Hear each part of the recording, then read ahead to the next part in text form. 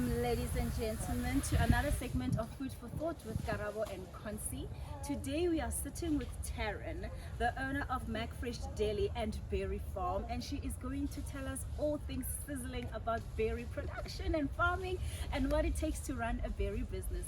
Tarryn, welcome. Okay, thank you. So Tarryn, please tell us, how did you guys come about starting this business of berry farming? So it's a family-run farm. My granddad and my father, they decided to just go into farming. So they basically just decided to start with strawberry. And also, I think they're just like challenges. I think they needed a challenge. So it came about in 2008. And obviously it's just grown. But yeah, berries, I mean, it's in high demand. Berries are good for you. Who doesn't love a strawberry on a hot day, and blueberries. So yeah, it's been challenging, but good. Okay, so Tarryn, you mentioned who wouldn't like strawberries on a hot day? Yeah. We're now into spring, and we see in the shops, there's a lot of berries. We get a lot of 3 for 2 promotions, Yeah. buy one get one free, things like that. What does that really say about strawberries in terms of seasonality? When do we grow strawberries? Yeah. When are we expected to harvest it? When do we really get the strawberries in the shops? Because some days we don't really find any strawberries, and you Yeah, have like to you go pay. through a season where there's Yes, none. you have Yeah. to pay like They're 3 times very what you're paying. expensive. They are very expensive, especially when you buy from, like, let's say your big brands. But it's because obviously they get it from farms like us, and then they have to have their markup. But yeah, so basically the best time to plant the plants and best is spring.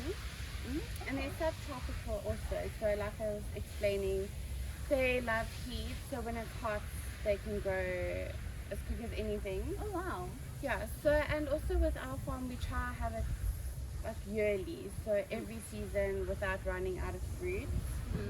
So yeah, but so in the shops, if you do see there's a downfall, that means that we've either had too cold of a winter or just too much rain. Yes, yeah. So rain is one of those things that really has a big impact on the production, and that's why you guys have your production under tunnels. Yes, to tunnels help solve that the heat. environmental damage. Yeah. Right. And are there people who are producing like outside of tunnel in terms of like, berries? I know there are a few places, but we're the only ones in any range close that do it in tunnels. A lot of people, I've seen farms they grow it on the ground. Yes. Yeah. But it's obviously more riskier Yes, because with the because- tunnel, yeah. it's more a controlled environment. So Yeah, you don't sort have of hail or Yes. you don't have the unpredictable weather like we do. South Africa is not very erratic. So yeah, you're sort of able to manage the risks better. Yes. So from beginning maybe to end, you said we do start to plant in spring. Yeah. How long does it take if you plant maybe now in spring until you get to harvest, and people come and do Yes, the yeah. picking, So and like you I see them said, at it the depends markets? on the plant. So if you've seen the little plants in the little Yes. buckets, and they get their water like 1 to 2 inches every day. So that helps a lot. And like you said, the tunnels. But yeah, to harvest, I think it takes about 2 to 3 weeks for the strawberries to be perfect. Like, From okay. seedling to harvesting, only 3 weeks. Yes. Okay. Yeah. Oh. Yeah. And you did mention that you get some plants from like other, farmers Yes, and all of that. farmers. So every 3 weeks, do you get like new seedlings or new No, well, plants and the plants, they can be I don't know how you would say it. propagated? Yes, that. They can be, but obviously plants have a certain life, but you can't keep doing the same 10 years. otherwise you just won't have Oh yes, anything. yes. So The you yield need will to get sort a of new, reduce if you keep the Yes. plant for longer, so you won't get Exactly. as much from the same plant as you Yes, would if you okay. introduce a new plant. and yeah, if you see when you go to the top, you'll see that these are green leaves, like they're beautiful, and then those ones you can see are the much older plants that we've just been trying again, just to get the Yes, you Yeah, do not just throw Throw them away away. Suck them for the last penny. until there is nothing coming out of it. That is farming for you, hey? You need to manage your production costs. There you have Speaking of production costs, you did mention that you guys are doing under tunnel and some people are doing it outside of tunnel. Yes. Are the costs to, like for inputs, I'm sure, are they different? Are they more expensive when you're out of tunnel? I would say tunnel is very expensive. I mean, the structures, the labor that goes into it. I mean, the plastic itself isn't cheap, so it is a lot more expensive to put up. But like you said, the rain and those unprotected circumstances, it pays for itself at the end of the day. You have peace of mind. Yes. So you know that if they'll be safe. Obviously a few years ago we had really bad hail. I don't know if you remember, like full falls. And so the plastic did get damaged, but we were able to then just recover and and that's didn't another have any cost. bad losses. Yeah, so your crop losses were very much less. Yes, where it would have been completely destroyed. And you say the hail was the size of a tennis ball. Wow. They were huge. That would have wiped a few of these pot plants out of here. Exactly. So it has been, it's very, the two different. Okay, so in terms of the day-to-day, management of the trees or the plants, how is it? Is it labor intensive, or you get one or two people? Well, we actually have a few staff. They've become our family, like Mama Susan. She's around here. She controls everyone. And then we have Tony, who's the farm manager. Then, like I said, my dad and my granddad. Yes. So we have, I think there's about 10 staff. 10. Okay. I mean, like I said, it's quite a bit big here. So, so every day they come in, they check the fruits, make sure the water pumps are right and they get enough water for the day. Then they also do pick, because we do supply to Pick and Pay. Yeah, and so we do supply to the public and other stockers of strawberries and fruit. So so it's every day. I think it's like the same thing, but I mean, like I said, the strawberries, one row can grow completely faster than the next. So every day they just come in and make sure that they are well looked after. Yeah. Is there like a specific variety that you guys are growing? I mean, when I eat a strawberry, I don't even know if there are different varieties. With peaches you can see there's the nectarine, there's but with strawberries are like different varieties growing under different conditions, or actually maybe flourishing under different conditions. Can you say that? Well, to be honest, I don't know that one. That one I need to also go on. So that's going to be a learning one for me. Yes. But they, like we said, I need to ask on that one. Okay. Yeah. And then maybe provinces. I don't know if you know that. Is there like a particular province that is much more favorable for berry growth? Like I said, it's subtropical. So definitely like in Coastal, like all those hot areas. Yes. KZN, that different humid climate. Yes. And that's why also tunnels help because of humidity. Like I said, you walk in there, makeup will be off, you'll just look like you've had a shower. And that's why we're not inside. So it definitely, subtropical, and that's also why they decided tunnels to create that. Yeah, because if you look at the trend, in the industry, you will see that this is a really growing industry. And a lot of them you'll find in the Western Cape, in Limpopo, and parts of Mpumalanga, like you were saying, where there's a whole lot of horticulture. So we do really expect a lot of, I think, growth moving forward from the trends that we have seen previously. So I don't know, from my side, didn't expect a lot of berries around Joburg. Yes. Not that I'm complaining because it's nice.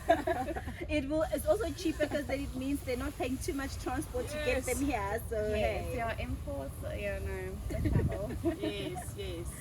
Okay, that's All right. Tarryn, with the increasing consumer demand, as you're saying, you know, and it's also a very young industry. I mean, you guys started in 2008. Yes. How easy is it for someone to get into the industry? You know, is it very like, you know, small and concentrated? Only few people know the know-how. How easy is it, you know, to get access? How easy is it to get information, help, that kind of information? Yeah, like you said, it is very new, and I don't think it's not like everyone that is like Amazed. So you need, I must say, there's been a lot of trial and error. I mean, it's still trial and error. I mean, like I explained about the plants, and so yeah, I think if you have a good basic knowledge and you find the right team, like Tony, our manager, he is so good with making sure that, like, if a plant doesn't look well or if it has like some bacteria, he'll be like, take them out, we spray. And so I think it's just about having a good like basic knowledge and having a good team that can help you. And like I said, I'm still learning every day. So yeah, I think you just need to have the basics. I think that speaks a lot of entrepreneurial journey. It's an ongoing learning, you know, process. You never really tap out of your learning potential. And every day there's always something coming up, and I'm sure there's also research coming up, and you also check what's happening in the global market, what's happening with the demand. You guys are investing in R&D, I'm sure, as well. So all of that. And I think in terms of knowledge, going back to what you're saying, do you guys have like a nice support, or, you know, industry bodies where there's a whole lot of information? Maybe somebody's out there saying, oh, strawberries, maybe I can try, you know, something like that. You know, I've always wondered how I can get into the market. I love, you know, farming, and I think strawberries is something I can do. So do you guys have like maybe a place where you get information apart from, you know, the farm managers, etc.? So what I think it is, it's mainly word of mouth. So I think, especially in this industry, it being so small and it's growing. Yeah, so I mean, my granddad and Tony are more than welcome. Helpful. And I mean, you know what, that's how they learn also. Like, so everyone in the small community help each other out. So you have to talk to each other and find out what the other person is doing. You can't just exactly go straight to, like, let's say a board and say we need this.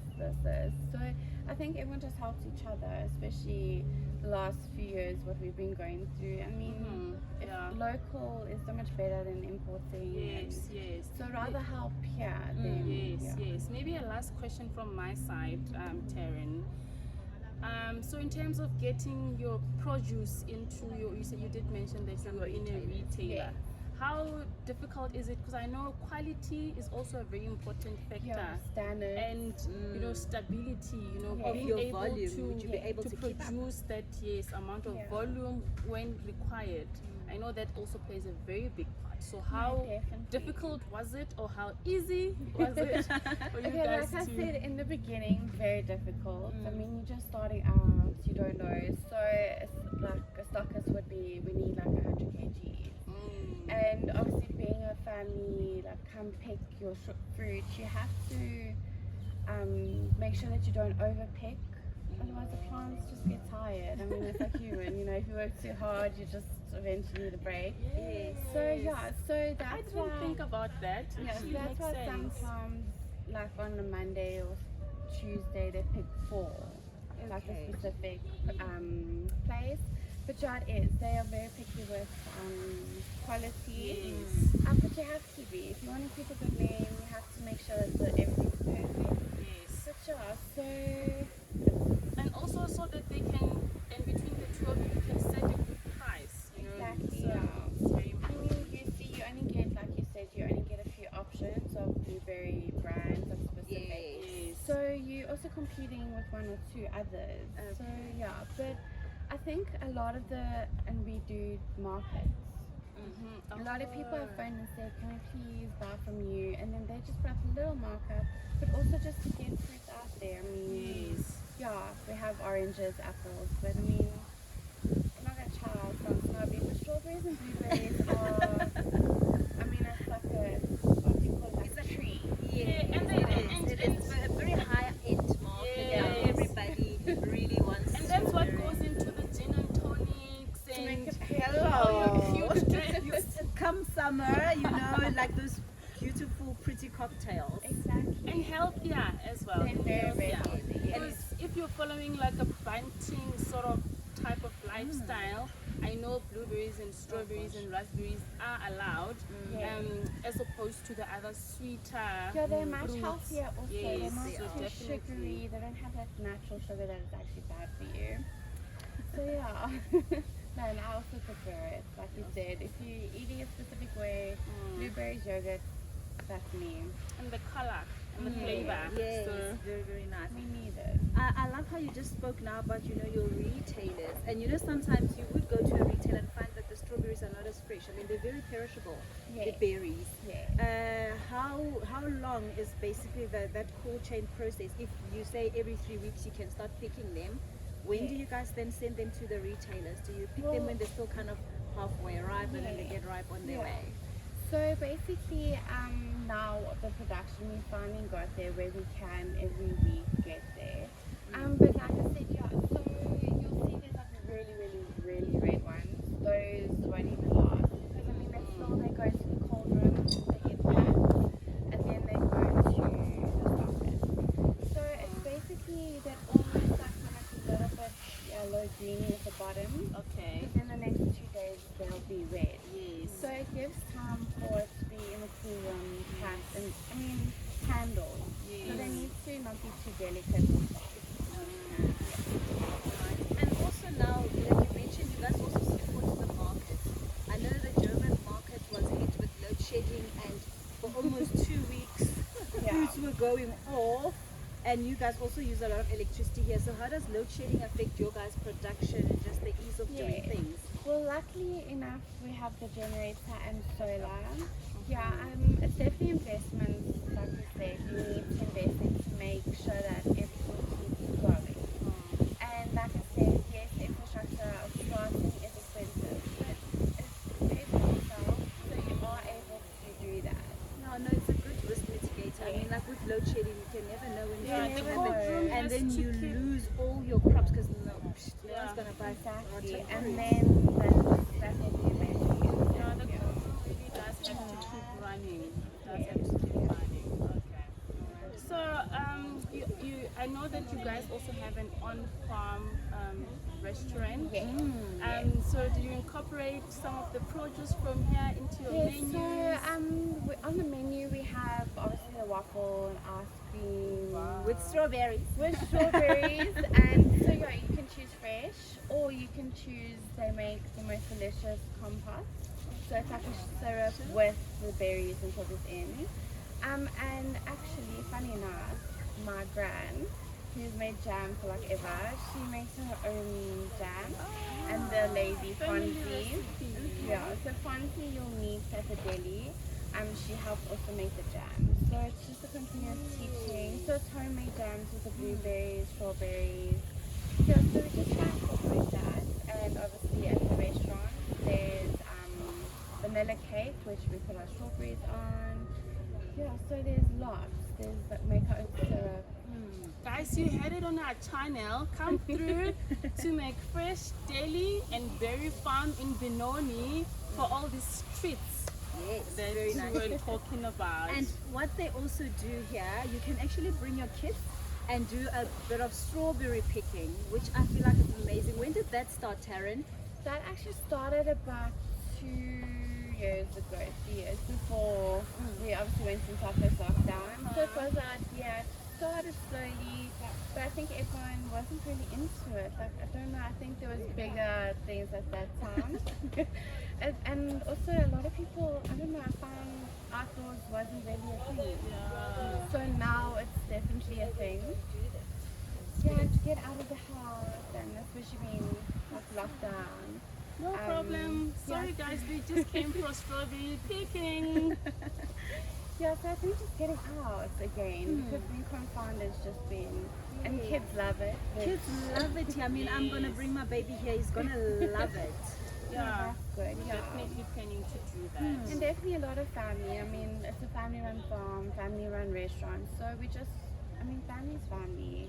You're nothing better than family. No, Nice it's chilled like weekend it's a vibe, nice especially. balance of like nature. You see the actual plants where they've been growing. You're engaging with some of the workers. You're picking. There's a restaurant. You eat a nice day Yeah. out. You know. And the Same staff thing is every day. actually friendly here. Tarryn is very friendly, guys. Come through.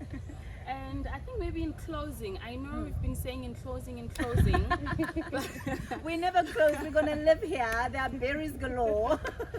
but I'm just thinking, I cannot leave without asking this question because we've got people watering at the back, you know. So in terms of water requirement, you know, how much water does this really need? Do you need a whole lot of water, or you can sort of survive with less? So obviously water is a big thing, and like you'll see there's like 5 or 6 JoJo tanks. So obviously that collects water, and there is borehole water here, luckily. Yeah, so we collect the rainwater in the tanks, and so obviously they're just cleaning once a week because of the mud and obviously the rain or storm we had last night. So, but like I said, the fruits and that only need about 1 to 2 inches of water. Yes, oh yes. So, it does. yes, yeah. So the cleaning is the only part that takes a lot of water. Otherwise, that we try to consume as much. Yeah, you did say a lot of water is bad for the plants. Yeah. Then you guys get like a lot of hojas and stuff. So I can imagine you do a lot of investment also in like insecticides and Yes, pesticides. yeah. So we have a day where we close completely, spray, and let it do its thing. Yeah. Oh wow, nice. Do I need fertilizer for my strawberries if I want to plant some at home? That one you'll need to ask Tony. Okay. And like no seeds, right? So I buy an actual plant and You I can plant buy it. actual plants. Yeah, Yeah. then it's less work. And then no, definitely. And if you want to maybe do in terms of seeds, do you know where we get it? They're imported, you're not sure? I have no idea on that one. Okay, but I think in terms of getting your own plant from a nursery, from a near farm, it's so much Easier. easier. I Then think you so. know you can sort of control your. Unless you really have like green fingers. Yeah. We don't. I don't. We don't. So yeah, the plants is the way to go. Do you guys export, by the way? We don't. Does the South African market really export not much? Most of that is exported. Yeah, I think locally, like I said, it's just hard on. Unless the farm is huge. Yeah. Oh, happiness! This was so fun. Conce, what do you Happiness? say? Listen, I am ready for my strawberry daiquiri. I'll have a virgin one, guys. Those are the best. Those are But- the best. Yes. And refreshing. Tarryn, thank you so much for spending the day with us. Karabo and I are now going to go and do some strawberry picking. And some tasting. She did mention this is how you pick a strawberry. You need to look at the color, blah blah blah. So now we want to know, you know, in terms of the taste, how does color correlate with the taste? So you need to come in with us and then find all that from the picking. Till next time. Bye. Thank you.